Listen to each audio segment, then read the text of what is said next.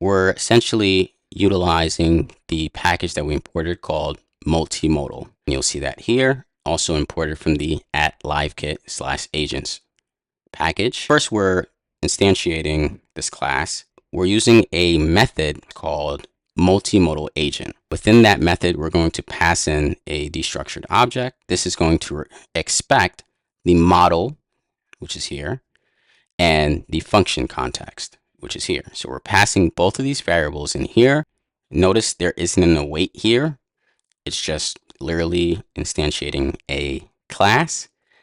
Here in line 55, we have const session. So we're creating a variable called session, and we're setting that equal to await space agent, which is the agent that we just created here. So this agent, for making this recipe and actually cooking up this agent dish here, it has the model, which is all this information here, and the functions, which is the superpowers we've given it to finally create what we see here, which is in that agent.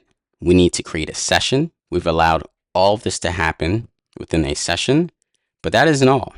Notice that here we have .start, and then we're adding a .then. This is actually combined. I know the syntax looks a little weird, but it's actually this and this.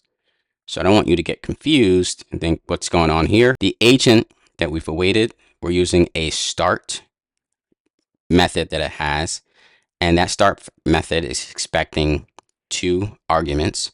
One of them is the room information. So context, we're using you again, and we're putting in context.room this time. And secondly, the participant. So all the details from the participant are being added here. And then we're saying, well, once that activates, I want you to now go ahead and set up the session. But that's what's happening there. We're setting up the room, the session, and we've activated the agent. We want to start off this conversation. It's like the icebreaker, right?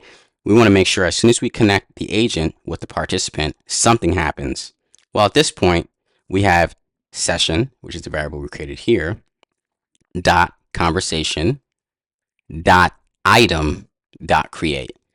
And we're passing in LLM, which we imported here, dot chat message, dot create. So notice create is there twice. You're not seeing a glitch in the matrix. That's really happening. And we're actually passing in an argument, which is an object.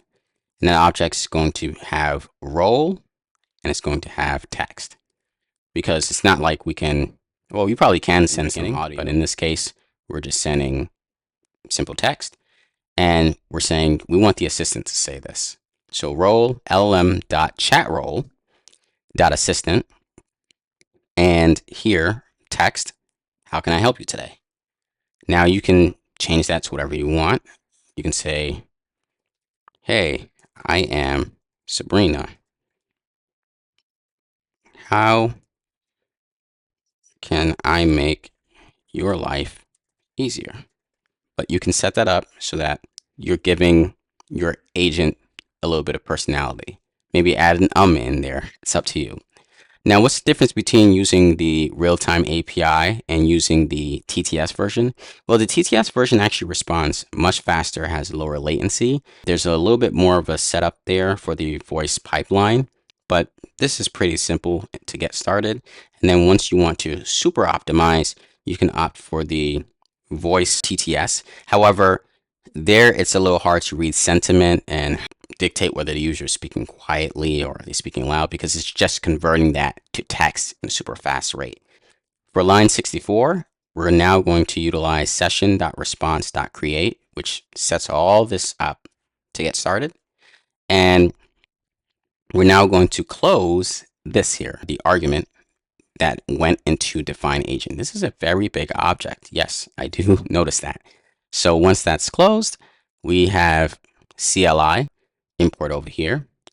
And then we have .run app, which is a method that we're using. And then we're passing in an argument called new worker options, which is another import from here. Now we've actually utilized all of these at this point, all 6 of them.